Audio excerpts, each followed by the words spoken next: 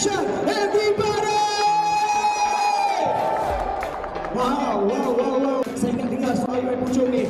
Pak, jaman anda semua! Surya, the most of the event, and trust me, where the mind is my head is always at the good time. Ladies and gentlemen, I will humbly welcome you all of you. Welcome once again to Kopiko Roadshow, Brand Ambassador Empire!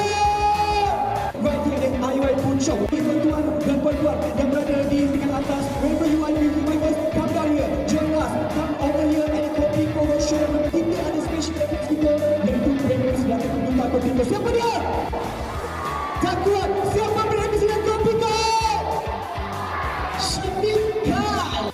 Macchiato, harga yang istimewa, harga yang membantukan dan freebies. Dah beli ke belum? Adakah yang datang ke sini hanya untuk menonton ataupun melihat syafikan? Datang luar daripada KL, angkat tangan.